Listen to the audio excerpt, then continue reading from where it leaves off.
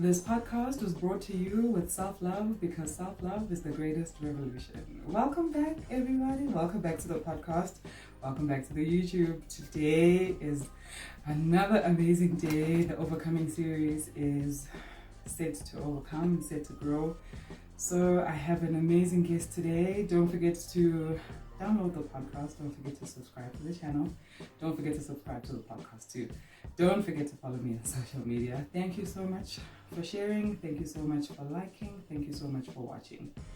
Today, I'm talking about a topic that is so close to my heart. But before I get carried away, I have an amazing, beautiful guest. Her name is Kumo Ngwenya. Please introduce yourself. Hello, beautiful. Hello, lovely. How are you? I'm very well, thank you. How are you? Amazing. Do you want to do a short intro on yourself? Ooh, I always find it so interesting to do intro myself. Do it, shine, and just we're thinking. Right, so I'm Kumo Ngwenya. I'm a 31-year-old residing in Joburg. I'm a creative entrepreneur. I'm an angel mom. I'm a makeup artist by profession, and I'm recently married. Well, recently 3 years, but it still feels like fairly new. Yeah. So the overall picture of me is just very bubbly, lively. I love my city. I love my country, and I love my work. And you are so beautiful. She is so beautiful. If you're watching, if you're listening to the podcast, make sure you go to YouTube to see how stunning you are. Thank you so much again for joining us. And we're going to unpack. I heard you say you're an angel mom, and that's not partly, but mostly the reason why you're here. So we're going to touch on that. So today we're talking about overcoming infertility and the fear of infertility, why we should be so kind to one another, why we should be so understanding, because every woman is going through something. And I mean, not just women, but particularly for this, every woman is going through something that they are not confident enough to talk about, they are not comfortable, or they don't even have a safe space to talk about. So I think when things like infertility are they're not spoken of as often as they should be. Do you think that infertility is, before we dive into it, do you think that infertility in all women, and maybe mostly in Black women, is discussed as often as it should be? I think it's not discussed at all, especially in the African community, because there's a certain culture of separating different topics and different issues. And almost they are privy to other races. To us, it shouldn't really matter. So I think it's not spoken about enough amongst Black women, and that's why we carry the burden of the shame. We carry the burden. That's literally, you feel ashamed, and even though you've done nothing wrong, and it's something that psychologically you can't even figure it out or process it, but because your mothers don't talk, or auntie don't talk, no one in the community talks. Doctors are very specific. You have to pay money to go. There's not enough information. And you're not exposed. You're not exposed to the information and to sort of, and even with maybe friends or people around you, it's not as easy to discuss this stuff. Yeah. Because I think the biggest thing with especially your immediate circle is the suffering from comparison. Oh yeah. We're about the same age. We should be kind of moving in the same direction, and somehow subliminally you constantly live under the shadow of, when is it going to be my turn? Yes. Why am I not there? Yeah. So I mean, let's just jump right into it. Let's talk about your journey with fertility. I think mine is very, for a lot of reasons, I feel like I was having a perfectly fine life, I was never one to have goals set out and, timelines for myself. So everything kind of flowed organically. So when my husband and I got married, having kids was always, part of the topics, because we must family plan, and we must say what we hope for, what we're dreaming for, and hopefully start curating our lives to support that. Yes. So kids were always an idea to us, and we love children, so it was an easy organic flow, talking about it, preparing for it. Yes. It was definitely something my husband just felt like, I don't want to pressure you. I know it will happen when it happens, and I think that's just what we should rest on. When it happens, it happens. It happens. And that gave me a lot of confidence and a lot of ease, you know, because then I knew that I didn't have to dwell on it. Right, because I think there's so much that affects us in just the stress of when is it going to happen, or, you know, and constantly calculating and waiting and pressure. And I think that plays a really big role in the journey. And I think, you know, for me, it was one of those things where my friends are on 2-3 children now, married, unmarried, all of them, you know, and that pressure that you kind of build on yourself of, okay, I had told myself that when I was 27, and now I'm 28, and now I'm 32, and then there's all those kinds of things. So I think there is so much peace and in resting on when it happens, it will happen. Yeah, it's really an unlocker, you know, because then you learn how to rely on your faith. Because there's certain promises that, you know, God or your higher power, there's always someone out there who wants the best for you. And for me, it was never a challenge, you know, and the issue of fertility was something I always saw, you know, online, on TV, in movies. It was never really close to home, you know. So I think the biggest thing for me in my own personal journey was that getting to a point where we are so relaxed, and then it happens. The one thing we said, when it happens, we'll be good. It happens, and it changes your world. Because now it's like, it's no longer a concept. Now it's in action. Now it's right here. It's right here, and now we need to start, you know, utilizing the tools we've been putting together to prepare for this. So it's very difficult to be so unaware of the tragedies of infertility until it happens to you. Right. So when it eventually happened to us, that we lost our son, it opened up a whole new world of, oh my God, what is this now? Because you know, in the medical sense, you know, there's a lot of different stages in your pregnancy where your health is always a concern. Right. Because, you know, the duality of raising or growing a child inside of you is just dangerous, you know. So we were monitored really closely, you know, and a lot of my own followers know that I've shared my PCOS story. You know, I received my PCOS diagnosis 2 years ago now.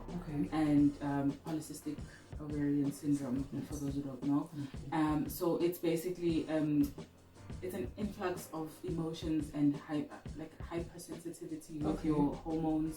So you will either overproduce, or you will be constantly tired, fatigued.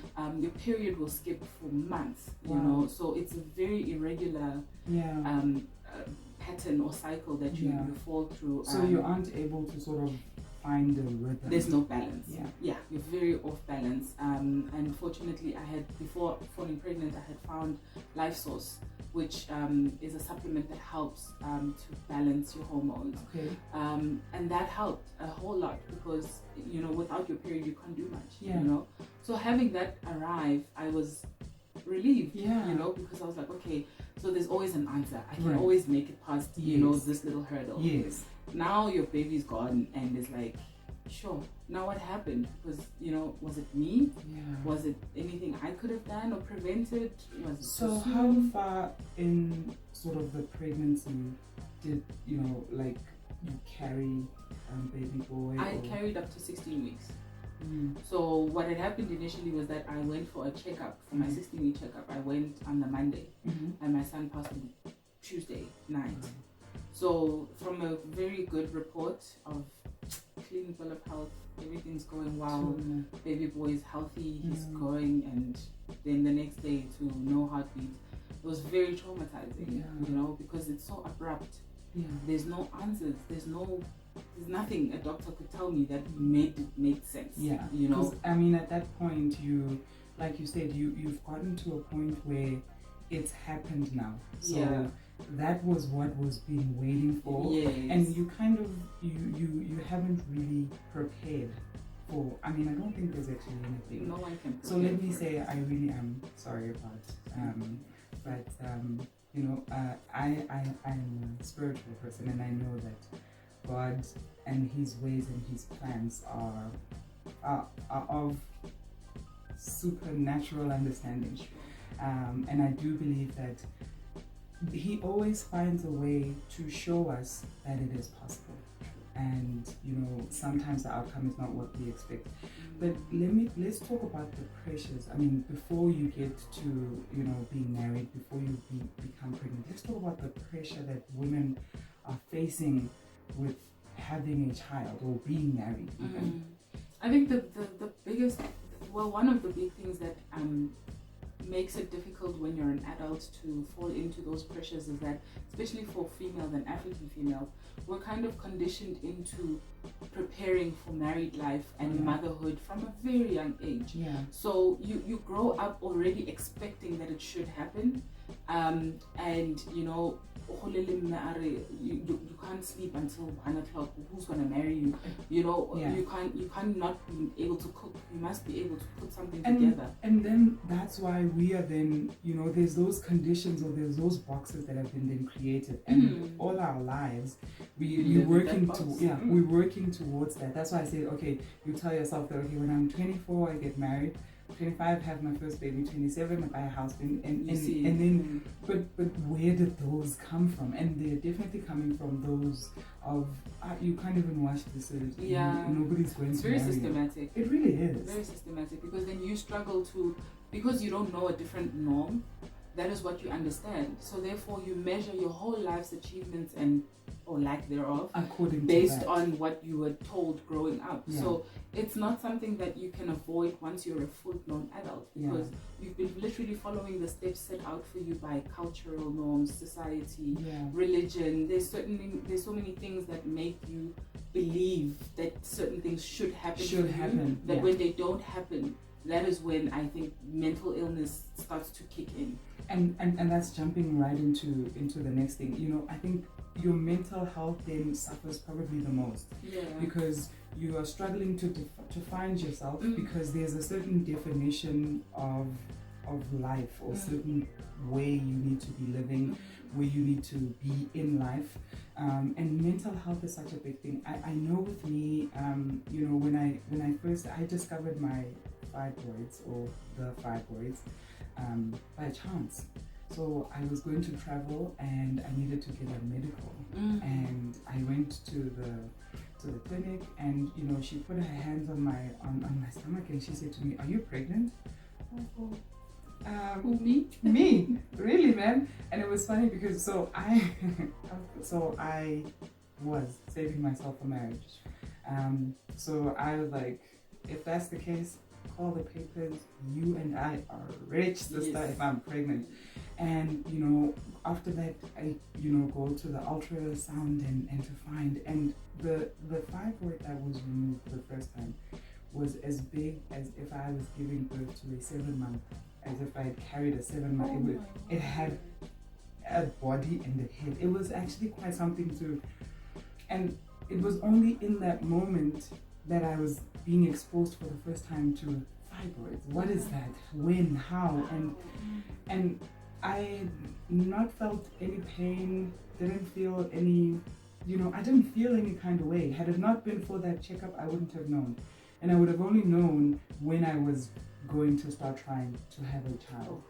And I think after that, my mental state just changed completely, because now, it shifted from plan to fear, which is why I always I don't refer to it as my infertility or infertility. I always refer to it as the fear of, because it's about overcoming that fear, where you're not constantly scared of what if it does not happen. How do you think you can help yourself in not living in that fear?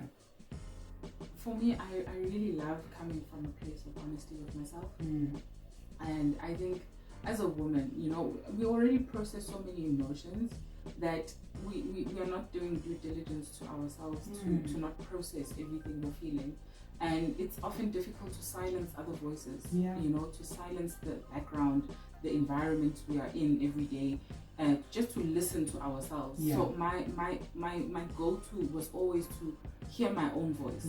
What am I saying about what's going on in my life? Yes, there's outside forces, there's different comparisons I make, even that is out of, I don't know how to phrase it, but it's just an ugly habit I picked up along the way, because you are around so many women, and you're forced to look at yourself. When you see women driving Benzes, and you ask yourself, what am I doing wrong? What am I doing? Yeah, and the thing is, the age is now also going. Of course. And this thing of biological clock, as much as it sounds so irritating to keep hearing it, it just exists in so many different paradigms. Yes. Because a biological clock to some might not be relevant, but to some of us it is, because our chances are diminishing as we grow older. So it's almost like we have to keep such an open mind about what we are feeding ourselves, spiritually, emotionally, even physically. What kind of content are you ingesting and seeing and repeating to yourself? What environment have you put yourself in to sort of make sure that you are creating a sort of a wholesome, or creating the actual environment that you are wanting? Because that's the thing, if you're not able to not necessarily isolate yourself for the purposes of being away from people, but isolate yourself so that you can find your center. Because having to deal with things like mental issues, for me personally, it's been a transformative journey, because I had to really rely on myself. And I can't rely on myself if I'm doubting, if I'm scared, I had to literally sit myself down and say, okay, Kumo, listen, dude, we're 31 and turning 32. What are we doing? Where we at? Because I understand, it's painful. I understand we cry all the time. I understand things don't have answers, and I would love answers, but there's nothing gratifying that part of me right now. So am I going to be on hold until God himself comes down and he writes me a book on how my life was supposed to turn out? Or am I just going to take control of what I can control and move forward with that? Because no one promised you wouldn't get hurt, and everything in this life hurts. So you hold on to what you feel good about, which is yourself, and then you move from there. 100%. And I think that's probably been my go-to as well, to get to a place of feeling okay where you are right now, how it is. You were going to get married, and now you're not going to get married. So you're not in a relationship. So you are 10 steps away from conceiving a child in your mind, right? And in your plans. What can you do to control, if we dwell too much on the things that we cannot control, we really, really do hold ourselves back. And we are so busy focusing on what everyone has to say, or what everyone has sort of created as the ideal life. If you're 30, you need to be driving a Benz, he must have bought you a house, y'all must go on vacations, and that is not real life. It's not real. That is not real life. What do you think, as a community of women, we can do for ourselves and for each other to start to get away from these norms that people have now created? I think, starting with building a community of women who share. I think we were also taught, one of the many things we were, taught in young age is that, and that thing I feel is such a killer, because it teaches a woman to keep quiet, even when it hurts, even when things are going dismally wrong. How would anyone know you need help? Real help at that, yes, there's privacy, but there's also transparency. Transparency is being able to speak your heart and your 100%. Mind without necessarily giving full details or disclosing the person, the perpetrator, whatever's going on. There's a subtle difference between the two, and I feel like as long as women can collectively start being transparent with each other, we can finally start identifying patterns and start correcting for our process moving forward. We can't undo the past, but we can unlearn, so that we can start forging new paths where we can help each other. Because you would find in a group of friends, let's say there's 8 friends, one of those friends is a doctor some way, somehow. She's a gynecologist or a nurse or something. There's one who's a lawyer, there's one who's all the industries that we all fall into as friends. We could all be helping each other out just by sharing information. We are basically the network. resource. we are the network. Yeah. And as long as you're able to open up yourself to sharing and giving, Yeah. we can literally eliminate a lot of,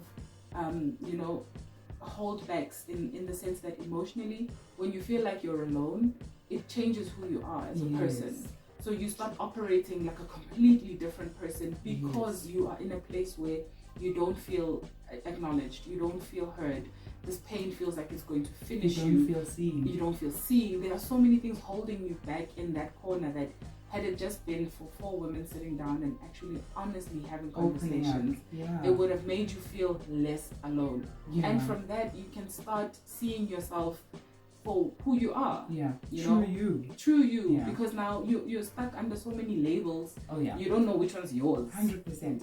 I do also feel like it's very important for us as women as well. In creating a community is so important. It is also very important for us to be a safe space for each other. We take things lightly, but things like, friend, you guys have been married for so long, when are you guys gonna have kids? Can be borderline unkind, borderline cruel, borderline there's so many. We need to be, and it really does start with us being open, to make sure, and if we open up in the right way, I think we will then see each other as safe spaces, because then I can come to you and because now we've now created a safe space, so now I can come to you should it happen to me. You are my safe space, and I can also be your safe space in some way. And I think creating that is actually very, very, very important for us as women. It's truly important, because in that safe space, you're just making it okay for me to talk. I don't expect you to have the answers, and if you do, lovely. But if you don't have the answers, it's also okay. It's okay. What I need is to be able to deposit this feeling I have to something else, because what it does is that I'm also on my own healing journey. So side by side with my page and my social media life, I do concentrate a lot on the healing process and what it means to me to heal, because healing is an evolutionary act. It does not take one form. And while your life is progressing, there's so many stages of healing you will reach that you have to be cognizant and you have to be present to be able to do it. And the thing about being on the healing journey is you are also coming towards yourself. So there are other things that you're going to learn on that journey that you then need to unlearn and make before room. you can go forward. Because that's how the exchange works. The more information you have of what is set in stone, you cannot receive new methods, you cannot receive new information. So you have to let go. And as much as women, we suffer from not necessarily knowing how to juggle all our emotions, we still have the power to silence them and say, okay, I get that I'm frustrated, but what am I frustrated about? Because the minute we teach ourselves how to go to the source of what is hurting us or causing confusion or causing pain or fear, we are able to address it. And the thing is, for me, in my spiritual sense, I always believe once you say the thing by name, you denounce it. It loses power over you. And for me, that's been a very big testimony in my life, because as much as, for example, I've lost my son, I did not allow that to become me. It's something that happened to me, and I have to keep it separate, because otherwise I will be consumed and I will never be able to receive anything else, because that's where I will reside. It really is, and this is why I always say I only refer to it as the fear of. Because it is me experiencing fertility issues. It is not me being infertile. Exactly. And same with mental health. You are not depressed. You are experiencing depression. And the way you look at things will always help you go forward or go backwards or hold you to where you are. So it really, really is important. But more than us creating safe spaces for each other, you mentioned creating a safe space for yourself also. I had to be kinder to myself. I was really frustrated with myself. I wanted to know, why body are you doing this, and to then go 18 months and then have another episode, they're back, now to have to go for another operation, and you know, to have that conversation with the doctor to say, okay, what happens after this? I'm not saying they're going to come back, I'm not calling them back, but what happens? And you know, I'm so grateful for my doctor, my gynae. He's so spiritual also, but also so open, and said anything that you want to happen can happen. If it's meant to be, it will be. But don't now walk around thinking, can at least 6 more months before the fibroids so I need to conceive. That it doesn't work that way. And I needed to then create a safe space for myself, you know, to say, Rose, it's fine. You're 30, it's okay. Just relax. Because I've also found a couple of, you know, friends of mine also who found that once you relax, you know, that when it will be is actually, it's powerful and can only come once you have really, really relaxed. That's very true. Yeah. A healthy womb will receive. Yeah. A relaxed womb will receive. The more tension we're holding because of all our fears and what's in our head, we are distracting or we are deterring the energy from being peaceful and calm to the body to being chaotic in the mind. And for me, that's a very big signifier that we are not at peace. And the minute you can look at yourself and think, okay, you know what, I'm very nervous about this thing, because as much as in my own personal experience, I don't have pressures from my family, I don't have pressures from my in-laws. No one's sitting on my shoulders about children, and I can be grateful for that. But someone out there is, you know, someone out there is sitting there with a mother-in-law who's looking with big eyes to say, waiting. What exactly are you here for? Why because you're not giving us children. And that for me is a very big part of who you are. Your womb is yours before it is anybody else's. And the minute we can start owning our bodies and owning our own narrative, we have to stop listening to the voices that want other from us, because you cannot be asked to give what you do not have. What you don't have. And it's not because you don't want to. You know, that's when it comes in, when you have people who unfortunately come off insensitive when they're asking certain questions. Because my thing is, if you're going to ask, first check with yourself, what is my intention for asking? What is this answer going to do for me in my life? Because if you can answer yourself, you will 9 out of 10 times realize that actually I'm out of place. It's none of my business. No reason I for don't me to need go to there. check when my friend is going to have children. You don't need to go there. You don't. And it's not your territory anyway. No, it's not. Unless your friend opens up to you. Yeah. Then it's an even bigger responsibility, because then you have to really be a safe space for her.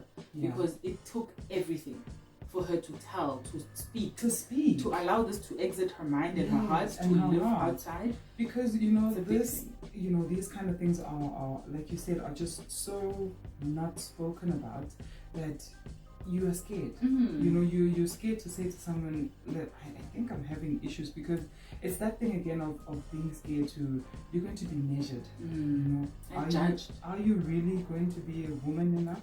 You know, how will you be someone's wife without 1, 2, 3? Where you know it's a really really painful mental place to kind of be in. Especially because we're not visiting the gynae enough. We really not. We really are not. And that's something for me, you know, it was a blind spot for me growing up. My mom hardly took me to a gynae. I think I went to the gynae when I was 22 or 21. I was already a woman by then. My first gynae appointment was because of this. I never had any other reason to go to a gynae. You know, you would have the odd infection here, and they would just go to a GP and it just gives you 1, 2, 3. And it never crossed my mind to check anything. According to me, saving myself a marriage, I'm untouched, pure, and to just have this, it's a shock to the system, and now you have to educate yourself. Education is so important. It's so key. It's so key, because once you understand what you're dealing with, the anatomy of the body is different. Mine is different to yours. Yours is different to the next lady. So at the end of the day, our relationships with our gynecologists should be sacred. Because especially if, you know, even for the moms who are listening who have teenage daughters, start now. Right now. Just start now. Right because now. you don't know hereditary wise, like what is lying dormant? Yeah. What skipped you but was with your mother or her mother that might go to your child? And even what can start with her? Or what can start with her? Because I find that nobody in my family. And it was just, my mom was shocked, and she's still trying to. She did blame herself a little bit because it had never been spoken of. She didn't experience it. Everybody's just having babies without even trying. Yeah. And so to come into a situation, so it really is important. Start now is actually number one, because just like you say, you don't know when and how, and to check your body as well, because your daughter. But if you've exposed her enough, if you've educated her enough, she'll also then feel comfortable. She's not going to go into the rest of her life fearful when her friends start to have kids, and now she's feeling boxed and judged and left out. So it really, education is very important. And it's going to help us find our voices. Yes. Because I think once we start learning our bodies, our bodies speak to us. Yeah. And often we're so preoccupied with everything else that we don't listen. The signs are always there. Nothing is ever really a complete surprise. Yeah. If you really do take the time to just, at least even if it's once a week, just sit with yourself and check in. Some people have said to me that meditating feels a bit strange, or like they get bored or distracted, and I often have found myself having to try and educate them that take your mind off of the concept of meditating. Yeah. Because when you pray, if you are a prayer, it's still the same. It's the same thing. It's the stillness. It's the same not stillness. Yeah. And that's all meditating is stillness. Yeah. Because it's not about shutting everything out to hear nothing. No. For me, it's about being cognizant of what is there, and still allowing yourself to come back to your center for stillness, because that is how you navigate your own life. People outside of you can't tell you what to do. They can't. Even your mom and yourself are close, your grand and yourself are close, they still can't tell you how to navigate you. They know how to navigate them, and there's some information that could be helpful, but the rest is really, the answers are inside of you.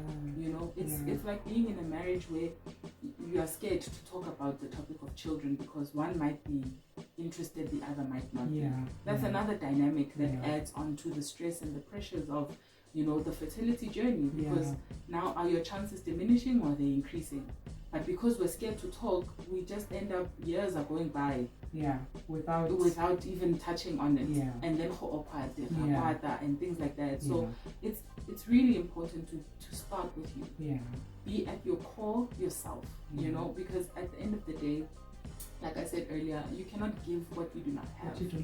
And you cannot tap into what you do not know you have. And we have so much power because the fertility journey has so many different variations. Thank goodness for Western medicine as well, because now there's other interventions. So it's not the end. It's not the end. It's really not the end. But the education of understanding your body will help you connect with yourself in a way that you can at least be aware of if the fibroids how are you going to handle it? Where do you need to look? Who do you speak to when that is the case? Because I think especially for Black women, what I want us to get used to, or it's just a wish for me anyway, what I wish for us to get used to is to avoid going to people who we know are not going to give us the answers, or the tone, or the compassion, just stop going to that friend who just has very short patience for you and your things. When things are sensitive, when things are sensitive for you, start being discern. Discern who you need to can protect be around. your energy, protect your peace, protect your that's why if you've created a safe space in you, you are your safe space, you will protect that space. You will protect that space by all means. So you're not going to go to just anybody to ask for just any kind of advice. You will know that I'm either going to ask me or I'm going to ask God. And give one answers. So if without those two, I need to give it some more time for it to flow and to play out, and eventually you do find yourself as you go along. So this has been so insightful. This has been so insightful. I'm grateful, and I think it's amazing to leave it at you need to just be who you are. and you need to stay true to who you are, and you need to listen to your own voice. Most important. In a world that's full of voices on social media, families, husbands, there are also people who have it twice as worse, with husbands pressuring you. And in that case, you don't even have a partner to hold your hand in this journey, and it's a very long journey, because just like you said, after that there's the monitoring, and after that there's this, and so it can go on. So be your own safe space, create a safe space within yourself, and just connect to yourself and listen to your own voice, and shut out all the other voices. Thank you so much. Thank you for having me. Thank you so much. This could have been like a whole day's discussion. Yeah, it gets like that when I'm around. I know. Oh no, but those are the best part. This is definitely not a one part. I do have plans to have my OB in here. He's agreed to. So just for education, yes. I think education is very important. A lot of people have questions that they're scared to ask, and people that they ask the questions and they've received an insensitive answer, and now they've closed off, and now people are suffering in silence. So it's amazing to have this platform. Thank you for sharing your story. Thank you for sharing your time and your beauty. I cannot get over how beautiful you are. Thank you so much. Thank you for having me. Thank you. I really, really appreciate it. Thank you so much for listening to the podcast. And remember, let's just all be kind to one another. And if you are on a journey of infertility or the fear of infertility, remember, with or without a baby, you matter, you are valuable, and you are whole. Thank you. This podcast was brought to you with self-love, because self-love is the greatest revolution. Yay! You're such a natural at this. Wow. Thank you. I appreciate that. Thank you so much. Such a natural. Thank you. It's difficult when you have a host who's a bit all over the place, but your energy is so calm. But this is what I was saying, that it's taken me some time, because I've been trying. Thank you. Need a push. Yeah, because then I'm like, because I stress and then I talk too quickly, or I overthink things. I'm a little bit of an overthinker. Thank you so much. Thank you so much for watching. Remember to subscribe, remember to follow Kumo. I'll have all her details. I'm sure you already follow her, so I'll have all the details in the description. Leave a comment if you would like to come through and share your story as well. If you know anybody who would love to share their story, I would love to have them. And in true Pretty Thick Lifestyle style, you are now part of the Pretty Thick Lifestyle. When you have your morning coffee, you will remember us. Yay, thank you so much for coming. You so much. You can open it now, you can open it later. Amazing. Thank you for coming. Thank you. Thank you guys. Later.